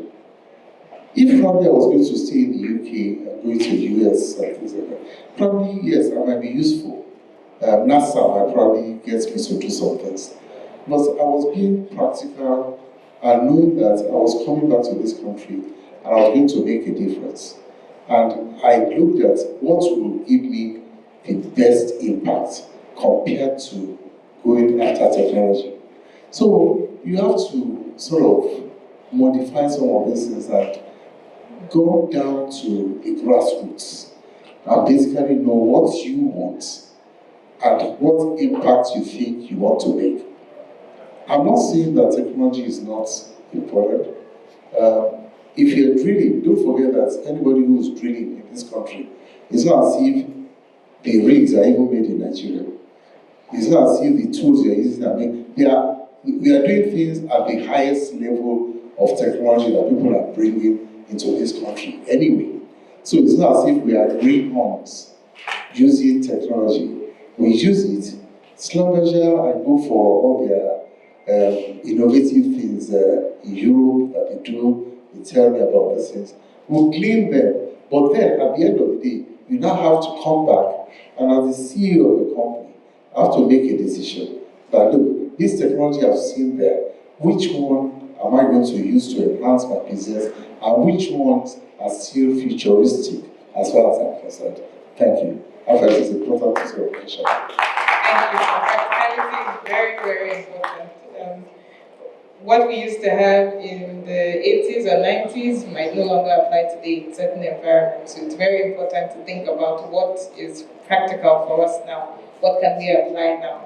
I was having a session with some undergraduate interns, and I was discussing concepts that I thought were very simple. So I was talking about seismic interpretation, and I was talking about the interpretation of horizons. And I had spoken for about an hour when I realized, so I had asked, the room was so silent, and I said, does anyone have any question? And someone raised up her hand, very courageously, I must say, because everybody else kept quiet and said, but what is a horizon? And it made me understand that there were a lot of concepts that I assumed were, very basic, the simplest of the simplest concepts, but it was my assumption that because it was so simple to me in my mind that a lot of people understood it, right? So going back to those basics and going back to the knowledge gap, I didn't realize that as an undergraduate, even though that was true in my case, I didn't realize that as an undergraduate in 2024, some people did not know what seismic interpretation was. So we need to find a way to bridge that knowledge gap. We need to find what is practical for us. And like Madam Dora said, you need to bridge that gap to some extent because the university is not going to do all of that for you. So as a student, as a young professional, we need to bridge that gap in ways that we can apply currently. Yes, please. I was actually going to direct my next question. Yeah, before the next question, I just want to, because in view of the fact that, this is a young professional and dominated by students, I think the comment around the cheapest form of access to knowledge, which is really you going out yourself to source for information, is very important because when I look at the generation, and again, of course, Mr. Bajanwasi has been, sir, 2-3 decades ahead, right? But my 2 decades, and when I look at my time and when I was out of university and the current university undergraduates, the hunger for knowledge, there seems to be a huge gap between my experience and the current experience. And when we also receive undergraduates for internships, and you have conversations with undergraduates, there's a lot of knowledge, but not specific to the core. And what is the core? If you are a petroleum engineer, a geologist, a geophysicist, undergraduate, or whatever, you need to have the basic fundamentals. It appears it's always lacking. You find majority coming short of that basic understanding, and that's why you get that question. So, but there's a lot of knowledge about what is happening in the US, in different parts of the world, what is happening in, what is trending. We need to understand that in this industry, technical understanding and you know, not just overall, but of the basics is super important. So that's one thing. You need to invest in skilling and upskilling yourself beyond what you get from your handouts, beyond what you hear the lecturers say. There is a lot of resources and materials on the internet today. So that's fundamentally what I want to point. The second thing is, many of the things happening in the industry today, how connected are you to the industry? Because many times you don't get opportunity more than once. It comes in cycles. When you get that opportunity to pitch, to say what you know or who you are, what are you going to say? While mentoring a couple of YPs in the mentoring cycle that I was managing, I asked them to give me a 60-second pitch of themselves. What are you going to say about yourself in 60 seconds? Mr. Benjamin is a CEO, very busy. You get 60 seconds of his time. That's a lot. What will you tell him about yourself? So you need to be ready. You need to have a substance that you can release when you are called upon. Many of the YPs today don't think about that. So you need to know what's happening in the industry. You need to be connected with technology, and there are lots of materials. I think maybe 2-3 weeks ago, there was this thing about SpaceX using chopsticks to catch a landing rocket. How many of us saw that? That is revolutionizing. I mean, when you think about how technology has evolved to the point where normally when these spacecrafts are released, it goes and you lost, you don't recover anything. But here, technology has evolved to the point where they manage to use chopsticks, right? Of course, not Chinese chopsticks, right? But it's the design, they call it chopsticks design, it's metallic strong, very, powerful, and they were able to, get back from thousands of, hundreds of kilometers altitude. It came down and they landed on that chopstick. That was probably on the 13th or 14th of October. That is how much technology is evolving. So what is happening in your own space, in your domain, in geology, in geophysics, in petroleum engineering? What is the emerging technology? Mr. Bajo was talking about AI. What is AI doing today in the industry? Some people's job today is to take paper, maybe drilling reports, and review and pick out information. There's digital technology today, AI-enabled, machine learning-enabled, that can easily extract that information you spend weeks to do it, will do it in less than a minute. So I think we need to have YPs that have more appetite, more passion, more zeal, and going out for information. That is fundamentally on the downscale today. I think we need to get that up. Yeah. Thank you. And like you said, staying abreast of what is happening in the industry is very vital, because that is what people who are hiring are looking for. What do you know about the current challenges that we're facing in the industry? So because of time, Doria, if you could briefly. There was a point that Doc made, and I thought it was really important. He mentioned problem-solving skills. Any technology that you see today is solving a problem. And there are so many problems all around us that we can solve. Now, the only challenge is that when there is a problem, rather than us thinking about some solution, we complain. And it's a mindset that we all need to change. And I'm going to give you maybe just 1 or 2 examples. There was one of the areas where I used to work. We used to do quite a number of tracking manually. So you were drilling wells, you were tracking a lot of information. There was just so much information to process. And someone said, you know what, I'm just tired of all this. You have this spreadsheet, you have this spreadsheet. Why don't you put everything in one view?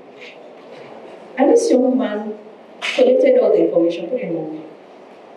And another person said, why don't we, enhance it such that if you need to see where are they drilling at what depths currently, and you click one of the automated buttons, you're going to just get there rather than go through the whole gamut of information. And that transformed into a system that literally tracks from the first time you actually betted the idea that you're going to drill, to when you finish drilling, to when you actually hook up. One system. And why did that come about? There was a problem, someone decided to, solve that little problem, another person added to the solving, and with time, that whole system was built up. Now, I have a nephew, and he got admission into NAICE University.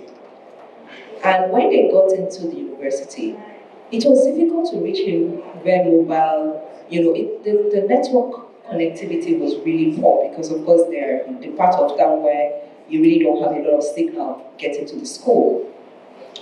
And then one day he called me and he was able to get through to me. He said he's frustrated because this is a young boy who has lived he has been on the phone and gadgets and all that, and he couldn't just comprehend that, he couldn't really get the connectivity that he was looking for. And he said, this is a problem, I'm going to look for a solution. I said, what kind of solution are you going to? He said, I'm going to look for how to boost the internet connectivity that comes to the school and ensures that it's boosted and it gets to everybody that is in the hostel. Now, these are little things, and I'm using this as an example. He might not be able to do it in the magnitude, that will really, start to bring systems all together and then involve a lot of funds. But he decided that he was going to research on how he can boost that. And why? So that he can be connected to the internet and do whatever he wants to do. So my point is that there are problems all around us, and we hold the key to the solution. And in finding that solution, that is how we enable a lot of the things that will ease us and cause us to be efficient. I just wanted to add that. Thank you.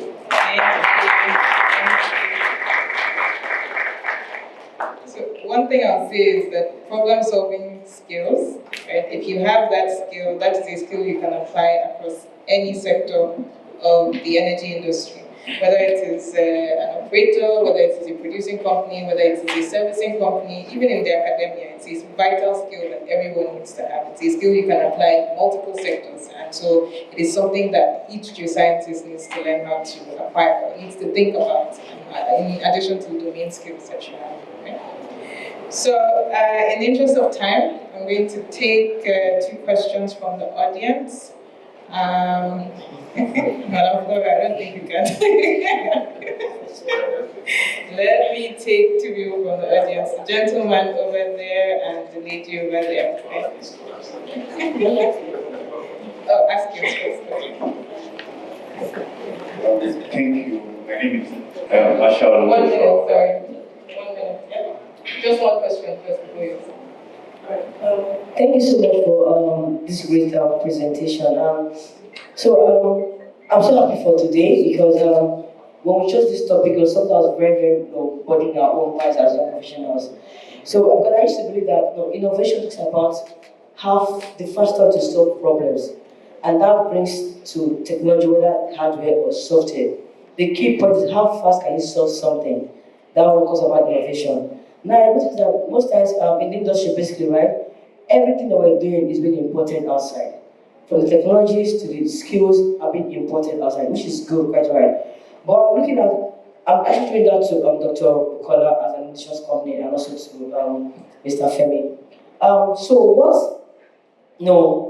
program or research can you create basically as to grow more like talents, ideas that can solve big problems in the industry, basically, whereby you don't have to import skill, technology from other countries like the US, like now, my paper like petrol, right? Is it as a big product international company, right? But I think now, is there an additional company in Nigeria that can actually do something like that from the YP aspect? So from softwares to drilling rigs to everything locally produced and locally made from indigenous YPs in Nigeria as a whole. So I was thinking that is there a research program that people can come in and join, whereby they can get fund their ideas to grow it big, as to boost the indigenous company in Nigeria. Thank you very much. Sorry, before you answer, can we take the two other questions and then we'll open the floor to everyone. So your name, your affiliation, and your question. Ashalo Joshua from Federal University of Technology, Akure. So I think Madam Flora actually stole out of my question because she was one of part of our organization, organizer for an hackathon that took place with young professional. For like 2 days, she really instructed us about what was going on. So following up with that question, I think I want to start learning how do we start downscaling our innovation down to the industry, because during the hackathons, we worked on a machine learning model to predict composition from oil well logs. So how then can we start downscaling this innovation, these models? Because we even started going out to ask companies, can you please give us maybe from your old well logs data to start training these our models to see how viable it is, start optimizing it as soon as possible. But then the barriers is much to start even getting old well logs. So please, yes, that's my question. Thank you very much. Okay, and then the last question.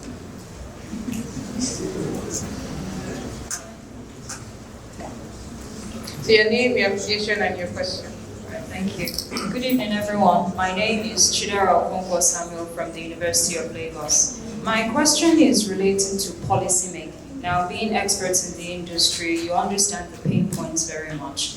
And I would like to ask a question on policy making, especially for expansion of countries into Nigeria to boost the business, and also collaborating with other institutes outside the country to ensure that Nigerian businesses, oil and gas sector can still be booming in this region. So that's a question. And also, what is the pathway for any industrial chemist who would want to enter the oil and gas sector but doesn't have an idea on what to do? What can the person do? Thank you.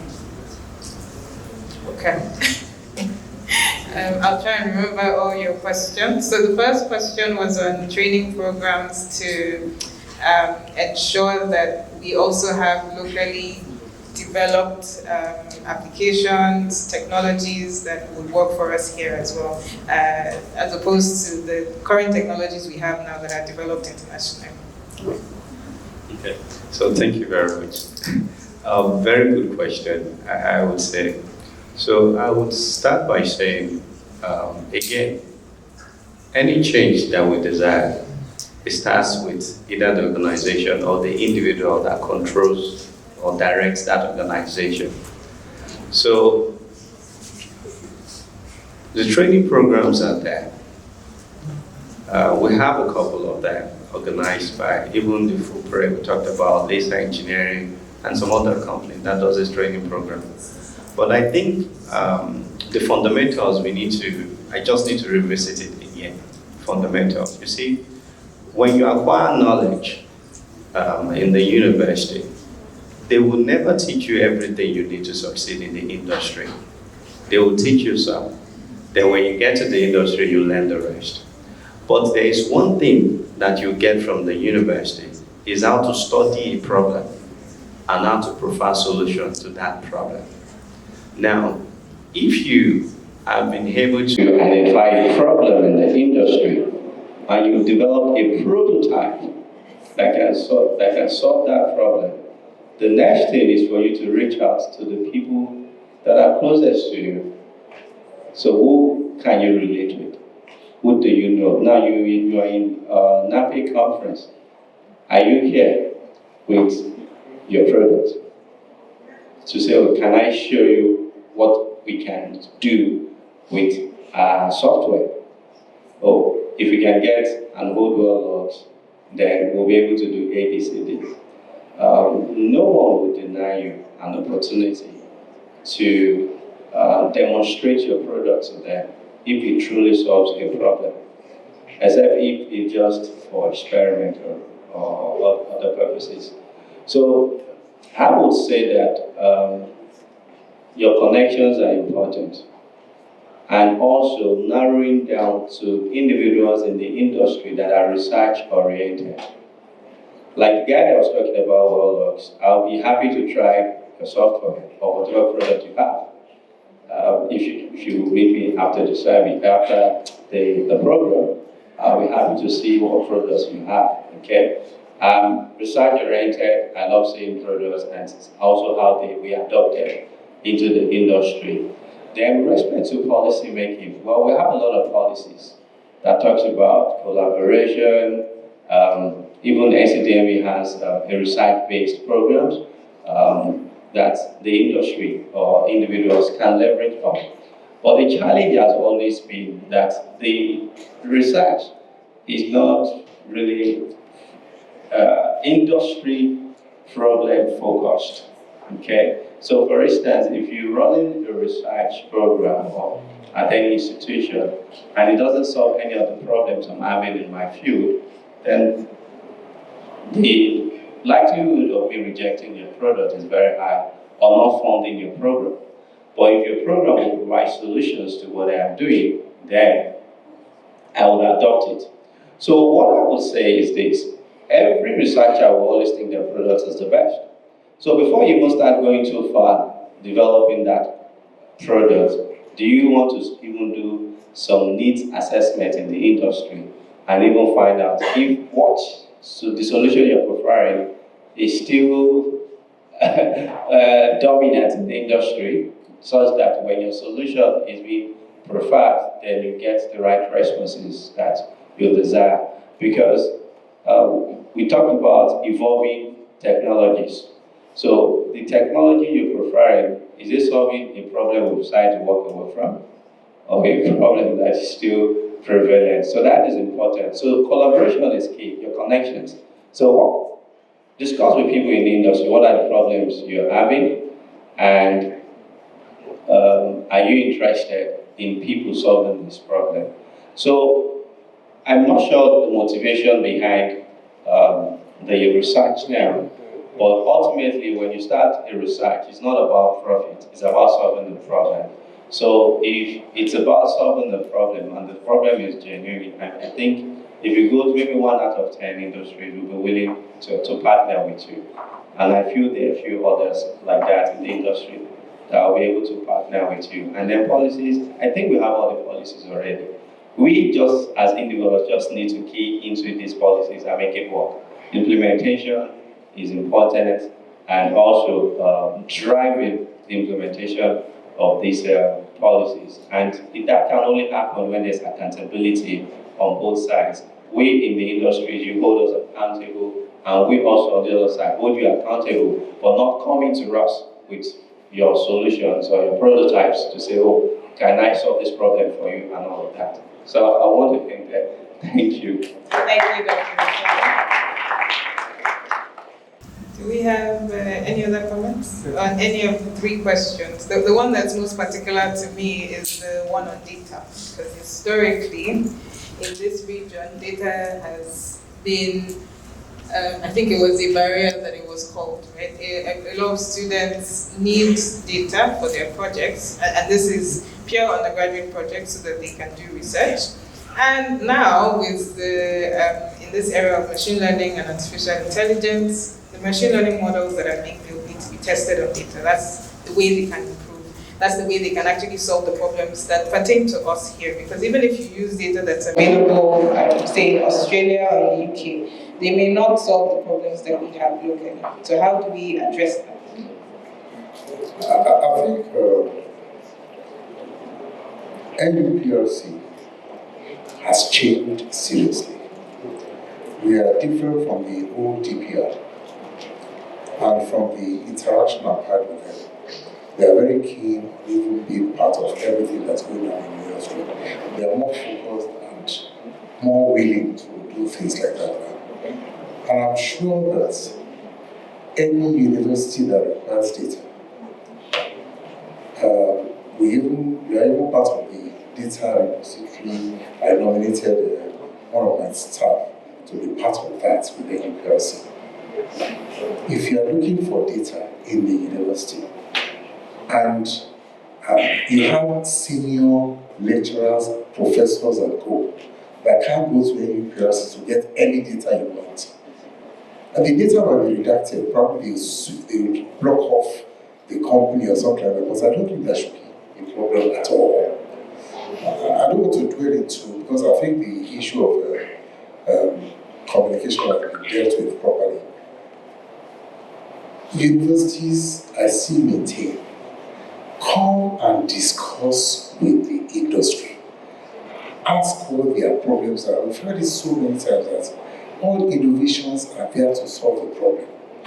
I mean, but what I don't want is, you say you have technology and you can do something for me, and all I see is that you just go online to be able to give me fantastic PowerPoint slides of the data that you've received from me, and you want to charge me that you'll be providing that data for me every day.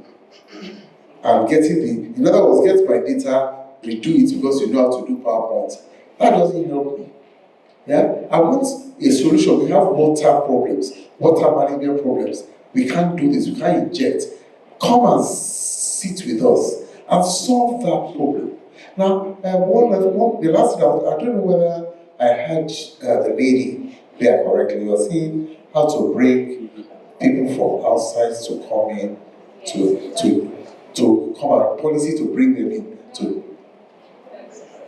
The question was, what sort of policies can you suggest for collaborations with other institutes, perhaps in other regions, so that they can develop the country's oil and gas sector? Not necessarily them bringing the policies, just policy implementations that they drive research into. I don't know about policy because there are people who are businessmen. One of the most attended conferences in the world is OTC. And when you get to OTC, you see a lot of Nigerians there.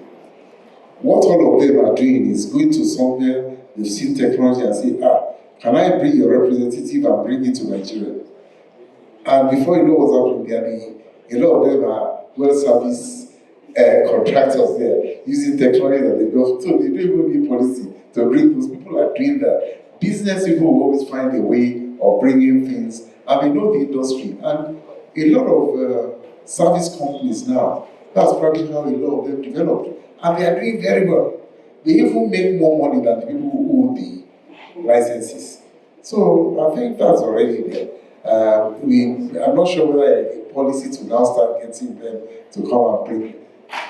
People can always go and get whatever they want, because at the end of the day, it's an international business we're doing, and nothing is being done here that we are not getting the benefits of what's happening abroad.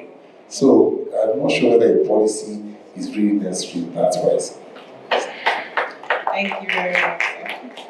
So, because of our time is fast spent, I'm going to ask for concluding remarks from Mrs. Udora and Mr. Prince. So, you both are, you work with companies that are international, and you have seen in other regions apart from Nigeria how much innovation there is and how well versed they are in these innovative technologies.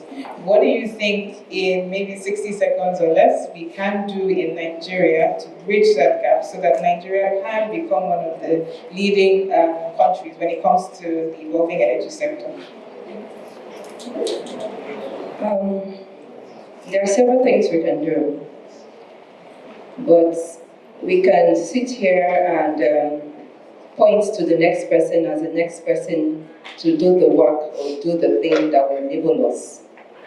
But I think all of us by ourselves could, work on ourselves, go out there and, like we have said, look for the problems, try to solve the problems, and just improve in knowledge and in skill and understand the principles. I think we have really said a lot of that, because if you don't understand the principles, if you don't have the right foundation, then honestly there is nothing that you're going to be building on. So for me, is ensuring that you're looking inward, you're getting the right knowledge and the right skills that is needed, and you're building the foundation that is most important for you to be able to, expand and grow. And by the time we're able to do that, you will see that, once you have a lot of knowledge, you can't hide anymore, because it becomes very visible. People begin to see that you have grown, people begin to see that you have advanced, people begin to see that you do have something that is needed and everyone wants to get a piece of it. So honestly, focusing on ourselves, the government has its parts, industry players have their parts, and I'm sure everyone is doing their own part of that piece. But also ensure that you are also doing your own parts as much as possible. That's where I'm going to be. Thank you.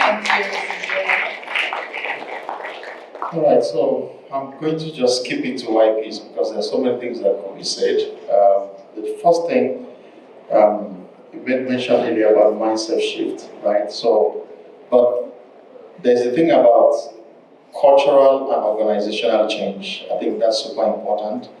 So I'll just cite something very quickly. On Friday, I was with one of my customers, my clients in Norway, and he said to me, I have some young engineers that can test this technology.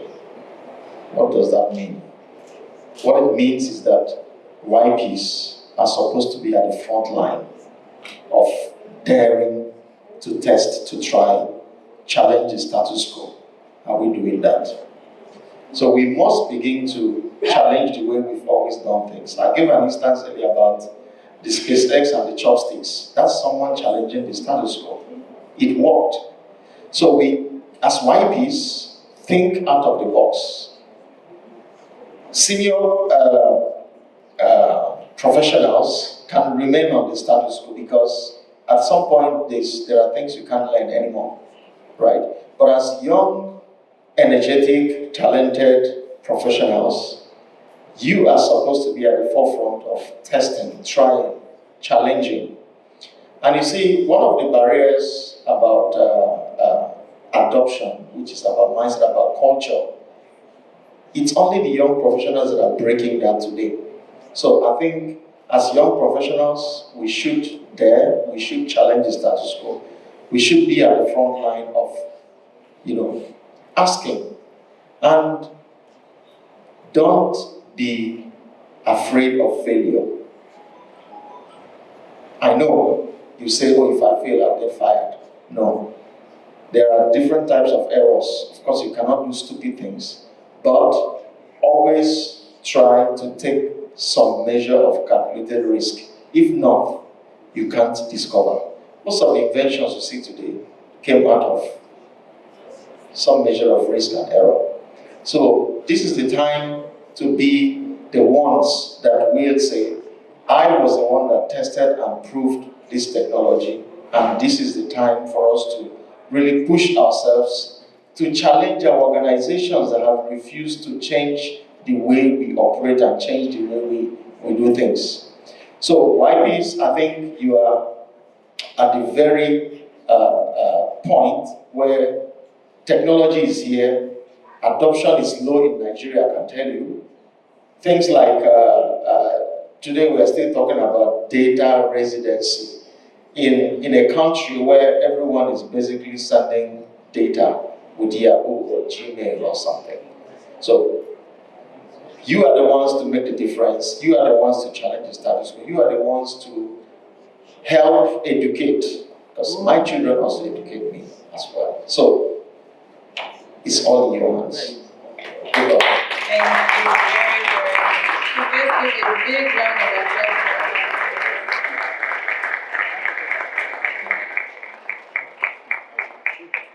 hope we all enjoyed the panel session. Do we think it was useful? Did it answer a lot of the questions that you had in your mind? Okay, that's a delight to hear. So thank you very much once again to our panelists. I will call on Mr. John Bosco Uche, the President-elect, to give us a vote of thanks. Let me first apologize, right? I should have been here earlier, but I cannot be everywhere. And I'm sure you can bear with me. Right? I started in the morning with the BAC to the opening ceremony. We just finished the all convention lunch, and I had to quickly go change to come here and then go to AGM that was just started like 10 minutes ago. But I felt it's a commitment that I have to be here because the young professional for me is a lifeline of NAPE. And therefore, we must give it the maximum support that it deserves. And that's why I'm here. And again, your YP lead, I must say a very big thank you to you.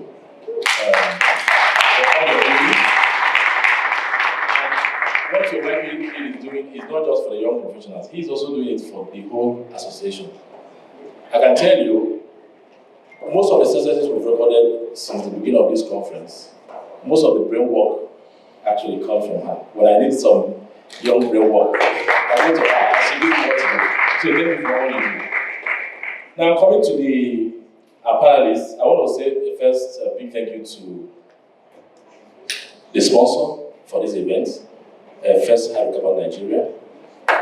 Thank you very much for all you do. First High Recover Nigeria was among the first company that selected, when we sent the list, when we started chasing for sponsors, First High Recover Nigeria was one of those that really, turned out and said, yes, we will sponsor the young professional program. So thank you very much for what you're doing for us. And then for our panelists, let me start first, the MD of that Matrix. I hope I'm correct. I know everything. So, especially when the money hits NAPE Bank, I know. So, I know Matrix is one of the sponsors of YP program. So, thank you for all you're doing, and thanks for being a panelist. And to our dear Idora Machai, right? I don't know if she's my twin sister. Believe it or not, she's my twin sister. So, we work in the same office, right? Before I got into the role I have, she was the one managing the business arm, then I managed the technical arm. And so if the technical and business do not come together, we can't move forward. So thanks for what you're doing for the young professionals in Idora. And thanks for being a part of this. And for the CEO of First High, the first one was for being sponsored. So for now is to say thank you for also being on the panel. I came in late, but when I came here, I saw you speaking. So thanks for also being an encouragement to the young professionals. If we don't develop these folks, then we have failed. So thanks for the time you've given to this community. Thank you so much for being on the panel. And to my very strong ally, my old friend, my new friend, my future friend, a solid ally, Prince, right? So it's been ages. So thank you. Anytime I come, Prince, including when I was campaigning, Prince, give me your phone in your office to vote for me. You will do everything. So, but thanks for, flying out of your base to come to Nigeria to support the young professionals. I've been on this panel. So thank you very much, Prince. And for every single of you still here, I just want to tell you, we need you, right? In the next 1 year, I'll be the president. I need you. We need the young folks. But before I also shut down, I saw Judge Kakayo, who is also my former boss and also plenty things. So thank you for the support you've given, and I'm sure we can count on you into the future. And to the University Assistant Program Chair, this is your children, this is your community. After that, I will leave, but when I leave, I know you are in safe hands, even though we also need you on the other side. But thanks for what you are doing with the YP lead for this community. And on that note, I will say thank you, and enjoy the conference.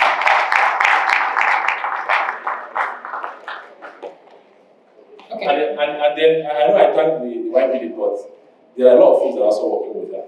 All those YP lead, all those, we know them. So thank you very much for all being the engine work to what we're doing. Thank you very much.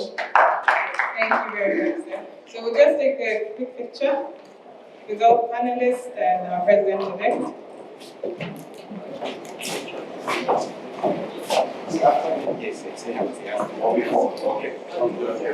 think while the cards are coming, I again want to add my voice to say thank you to our sponsors and then all the panelists. The youths are like the pivots to tomorrow. what we have today, tomorrow, they are just at that point where we need a change. This is the group really to focus on. Thank you for your time, really, your resources. You could have been anywhere, but you decided to spend your time and share your wisdom. I want to say thank you on behalf of the University Star Program team. Thank you for all you do, and we hope that when we call on you the next time, you will, as usual, find time for us. Thank you very much. So, having said that, we'll go ahead. The first appreciation here is the MD First Hydrocarbon, Mr. Femi. So this is on behalf of NAPE, ESCOs, and the Board of Trustees. I want to thank you for your time and for all you do for the young professionals.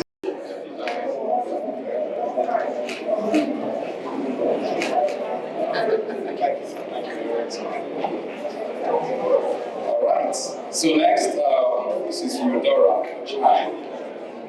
Yes, on behalf of the BOT and the ESCOs of NAPE, thank you very much for, you're always here. Thank you for all you do. Thank you very much.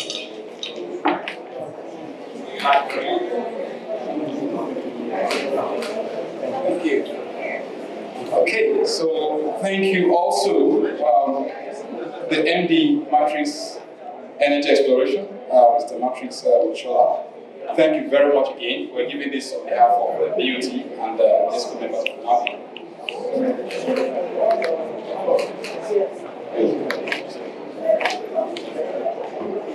And one more to go, Mr. Prince. Thank you very much on behalf of the ESCOs and BOT. So thanks everyone. I want to thank to all the team members, the young professionals. I mean, Flora is the lead, but like the PE said, she's got a team. Thanks to all of you for all you do offline, the behind the scene folks. We really appreciate all your sacrifices. Well done. Thank you very much, everyone. Thank you.